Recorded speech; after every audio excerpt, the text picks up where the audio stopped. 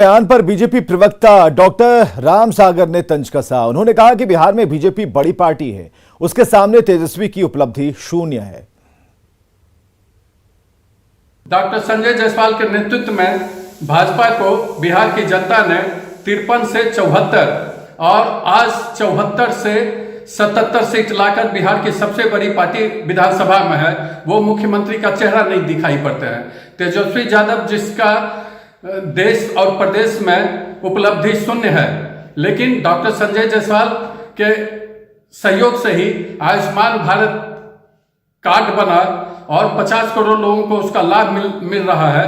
वैसे लोग उनको मुख्यमंत्री का चेहरा नहीं दिखाई पड़ते हैं। तेजस्वी यादव ने बयान दिया है कि बिहार में बीजेपी के पास मुख्यमंत्री का कोई चेहरा नहीं और इस बयान पर जेडीयू के मुख्य प्रवक्ता नीरज कुमार ने पलटवार करते हुए कहा कि तेजस्वी यादव प्रवासी पक्षी हैं, उन्हें हकीकत की कोई जानकारी नहीं। कि माननीय तेजस्वी यादव पॉलिटिकल टूरिस्ट हैं, तो पॉलिटिकल टूरिस्ट जो होता है उसको ग्राउंड रियलिटी की जानकारी होती ही नहीं है। अरे माननीय मुख्यमंत्री नीतीश कुमार जी को जनता ने जनादेश दिया है एनडीए गठबंधन के रूप में 2025 तक। सच यह है तेजस्वी यादव जी कि आपकी अग्नि परीक्षा होने वाली है। विधानसभा के उपचुनाव में चारों खाने चित हुए। कश्मीर के श्रीनगर के मेहसूबा इलाके में आतंकी हमले में शहीद सीआरपीएफ के जवान विशाल का पार्थिव शरीर आज शाम तक मुंगेर पहुंचने की उम्मीद है। हमले में एक अन्य जवान भी घायल हुआ है, जिसका इलाज चल रहा है। शहीद जवान विशाल बिहार के मुंगेर जिले के शामपुर के लोहची का रहने वाला था। शहीद जवान के पार्थिव शरीर के मुंगेर पहुंचने को लेकर तैयारियां की जा रही हैं और विशाल की शादी 2009 में हवेली खड़गपुर के सीमपुर गांव में बबीता से हुई थी। विशाल के दो बड़ी बेटियां हैं। बड़ी बेटी 7 साल की है, जबकि छोटी बेटी 4 साल की। कौन आया एक बार बोले आप बबीता कुमार बोल रहे हैं मुंगेर से, तो बोले हाँ। आप कहाँ से बोल रहे हैं? कुछ नहीं बोले, काट दिए थे। फिर थोड़ा देर के बाद किए दोबारा। हम बोले कि आप कौन बोल रहे हैं बताइए, बार बार कॉल कर रहे हैं। तब बोले सीआरपी कैंप से बोल रहे हैं। फिर कुछ नहीं बोले, फिर फोन कटे हैं। 10-15 मिनट के बाद फिर कॉल किए तो गार्जियन खोज रहे थे घर में, तो उस टाइम कोई नहीं था। फिर हम ही को बताए कि ऐसे गोली लग गया। क्या चाहेंगे, मेरा छोटा छोटा बच्चा है, हम किसके सहारे जिएंगे? मेरा सोना ऐसा धन तो चला गया। सीएम नीतीश कुमार अपने पुराने संसदीय क्षेत्र नालंदा के दौरे पर हैं। लोगों से मिल रहे हैं, उनकी समस्याओं को सुन रहे हैं। वहां पर उसी दौरान लोगों से बात की हमारे सहयोगी आनंद अमृतराज ने। संसदीय क्षेत्र नालंदा के दौरे पर इस वक्त हम आपको तस्वीर दिखा रहे हैं नालंदा में, जहां पे जगह जगह उनके समर्थक उनका स्वागत कर रहे हैं और नीतीश कुमार भी लोगों के बीच में जाकर उनका अभिवादन कर रहे हैं। और इस वक्त तस्वीर हम आपको दिखा रहे हैं, संजय झा जो बिहार सरकार के मंत्री, वो भी उनके साथ मौजूद है और नीतीश कुमार को अपने बीच में पाकर उनके समर्थक बेहद उत्साहित है। कैसा लगा नीतीश जी को हमने पाकर? बहुत अच्छा लगा सर। क्या बोले?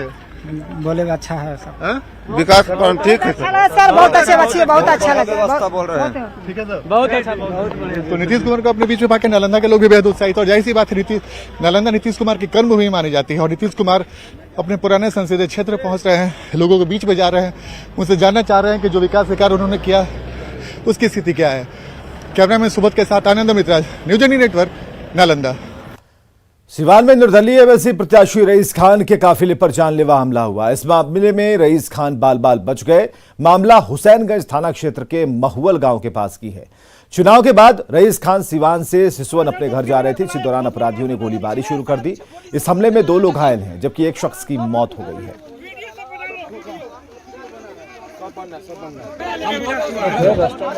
करीब 4-5 को 47 लेकर लोग गोली चला दिया। मेरी गाड़ी तो रफ्तार थी, तेज थी, निकल गए। मेरे पिछले वाले गाड़ी 2-3 गाड़ी में लगी है गोली और हमारे भाई को गोली भी लगा है, को भी लगा है।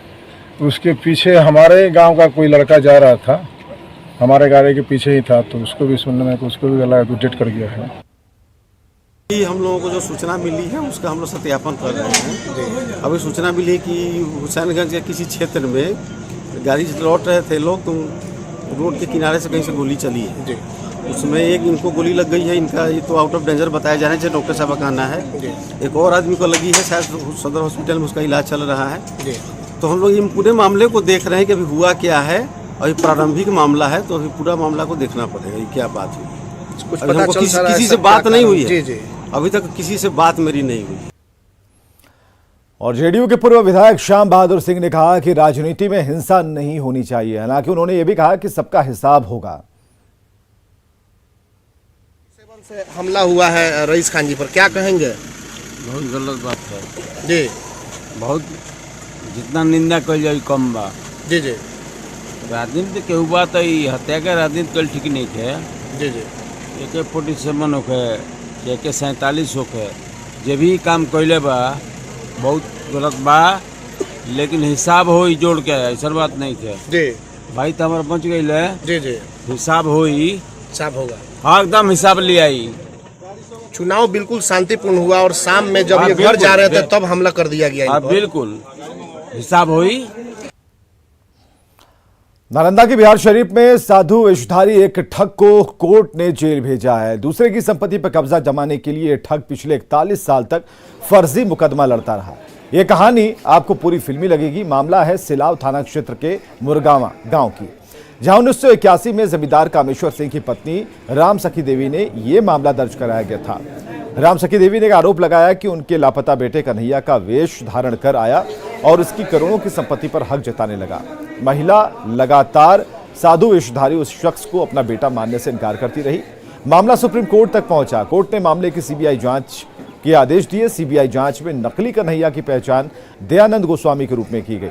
दयानंद गोस्वामी मूल रूप से मुंगेर के जमुई के लखई गांव का रहने वाला है और प्रभु गोस्वामी का छोटा बेटा है। उसने 1977 में लापता कन्हैया का रूप धारण कर कन्हैया के घर आ गया और उसकी संपत्ति पर अधिकार जताने लगा। जबकि कन्हैया मैट्रिक परीक्षा के दौरान चंडी हाई स्कूल से लापता हो गया था और उस समय साधु वेशधारी कन्हैया को पूरे मान सम्मान और गाजे बाजे के साथ घर लाया गया था। हालांकि कन्हैया की मां उसे बेटा मानने से इनकार करती रही। अब कोर्ट ने उस ठग को जेल भेज दिया है। हमारे मानवेंद्र मिश्रा सर के न्यायालय से दिया गया है, जो ACGM 5 हैं और उसमें 3 साल की सज़ा सुनाई गई है। एक स्वच्छ छवि वाले जो हमारे न्यायाधीश हैं उन्हीं के न्यायालय से ये सज़ा दिया गया है। ये 3-3 साल की सज़ा हुई है और जुर्माना 10,000 का है। गया में बेकाबू ट्रक में गुस्साए लोगों ने आग लगा दी। दरअसल सिविल लाइन थाना के करीमगंज ओवरब्रिज के पास एक बेकाबू ट्रक ने महिला को रौंदा। अनियंत्रित ट्रक की चपेट में आने से महिला की मौके पर ही मौत हो गई। महिला के शव को परिजन घर ले गए, लेकिन गुस्साई भीड़ मानने को तैयार नहीं थी। हादसे में महिला की मौत के बाद लोग इतने गुस्से में आ गए, उन्होंने ट्रक में ही आग लगा दी और देखते ही देखते आग ने ट्रक के अगले हिस्से को अपनी जद में ले लिया। ट्रक का अगला हिस्सा गलकर खाक हो गया। कड़ी मशक्कत के बाद आग पर काबू पाया गया। एक्सीडेंट हो गया है महिला का, ऐसी में आया तो देखे आग लगा दिया। नहीं मालूम, कोई जानकारी नहीं। ट्रक चालक गिरफ्तार हुआ है, नहीं सब फरार हो गया। आगे क्या कार्रवाई की जाएगी? आगे कार्रवाई तक जहाँ का अगर कुछ है एक्सीडेंट होला आएगा केस करेगा। अभी अपना ट्रक वाला केस करेगा। मृतक महिला के बारे में कुछ पता चला है? कुछ नहीं, कहाँ